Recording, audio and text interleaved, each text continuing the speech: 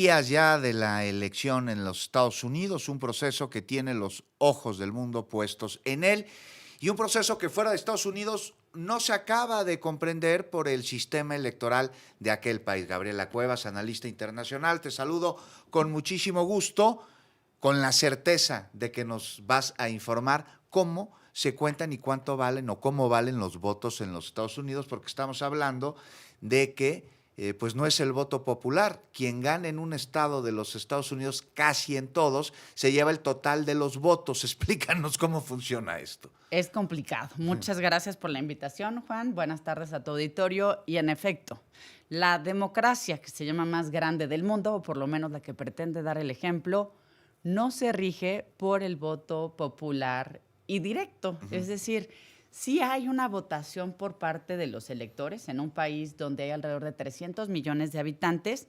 Hay 230 millones de personas que serían, le llaman elegibles para votar. Pero de esos 230, solo alrededor de 160 millones se han registrado. Ok. Y de ahí hay que ver cuántos participan. Pero a ver, de los que participen, estamos hablando de que dependerá del estado en el que Así voten es. cómo va a ser la elección. Hay estados que tienen más colegios electorales o delegados, ¿no? Por ejemplo, California tiene 55, Texas tiene 38, Nueva York 29 y Florida 29. Digamos que en Nueva York, que tiene como Florida 29, pues en 17 gana Donald Trump, ¿no? No, pues Nueva Pero York, si me Nueva permites, York Juan, generalmente me es voy un demócrata. pasito atrás Pero es para que para explicar hacerte este la colegio pregunta, electoral. para hacerte la pregunta. Nueva York, que tiene 29 colegios electorales, ganan los demócratas en 17, ¿no? Estamos de acuerdo. Por lo tanto, va a tener más colegios electorales que los republicanos. Entonces los demócratas se llevan todos los votos de todos los colegios electorales, lo que representa, o los colegios electorales, y eso es lo que se cuenta para decidir quién es presidenta o presidente. En Estados Unidos existe una figura que se llama el colegio electoral. Este colegio electoral está formado por 538 delegados, representantes de los estados y, desde luego, también del Distrito Columbia, a este colegio electoral. Ahora bien, ¿de dónde salen estos 538 representantes? Como bien comentas, cada estado de la Unión Americana tiene un número determinado de delegados ante este colegio electoral. En teoría, en función de la población que vive en esos estados. Se ha ido modificando, pero en teoría eso es lo que rige. ¿Qué sucede? Que para ser presidente o presidenta de los Estados Unidos se necesitan 270 de esos 538 votos del colegio electoral. Lo que dice la teoría es, como tú comentas, en este tema de California, que tiene 50 y tantos votos, Texas casi 30, es a partir de la sumatoria de esos votos quién llegaría a los 270, pero no es un voto directo. Esa es la parte que sorprende. Es decir, California, por ejemplo, un estado predominantemente demócrata. Casi siempre han ganado ahí los demócratas. Con 55 votos Con electorales. 55, se hace esta votación que termina, ya empezó, como le llaman, el early voting, el voto temprano, pero el día 5 de noviembre termina el proceso de emisión de votos, ya sea en persona el día 5 de noviembre o por correo. A partir del número de personas que fueron a votar, seguimos con el ejemplo de California, así gane un partido por un solo voto entre millones de votos, por uno, la totalidad de los representantes de California ante el colegio electoral tienen que seguir la votación de esa mayoría. Los 55 se irían para los demócratas, y aún haya tenido millones de votos los republicanos, no tendrían ningún votante, ninguno en el colegio electoral. Oye, Nebraska y Maine son la excepción. Aquí lo que se vuelve muy interesante, y hay que decirlo tal cual, Juan, es que pues la carrera está muy reñida, pero solo en 7 estados de la Unión Americana. Es decir, la mayor parte de los estados, de las entidades de los Estados Unidos, ya tiene un voto un tanto definido, han votado casi siempre igual. Pero hay 7 estados que son la sorpresa y que se les conoce como estados bisagra o columpio.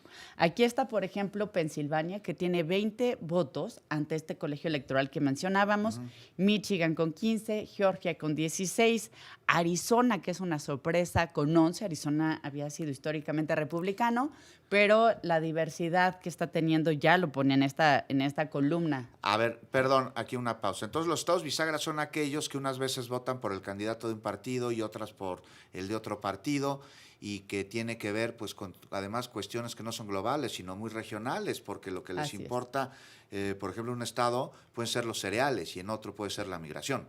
Sí, o también lo que está sucediendo en esta elección, Juan, tiene que ver de un lado con Kamala Harris sobre el voto de las mujeres y los llamados derechos sexuales y reproductivos, que esa es la bandera que ha tenido Kamala Harris, o del lado de Trump, donde predomina el tema de la economía y la migración. Pero ahí también están Nevada, Wisconsin, Carolina del Norte, donde, como comentas, hay una lógica local.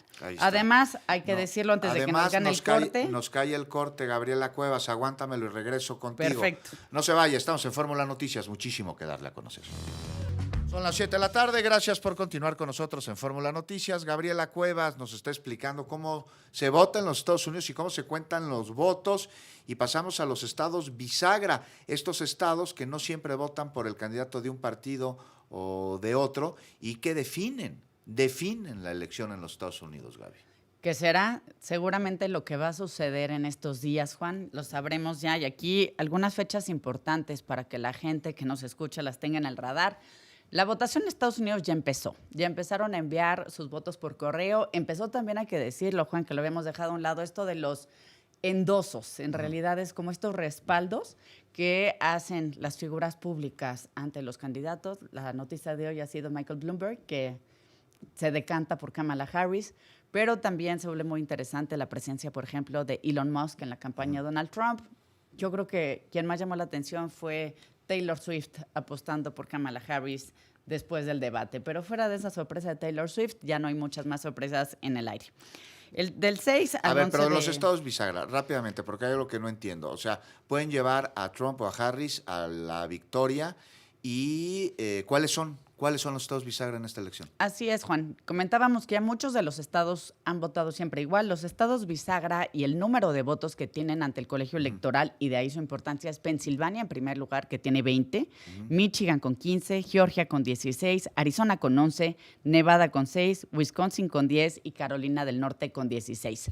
Hay que observar estos estados porque ahí es donde realmente se está disputando la elección.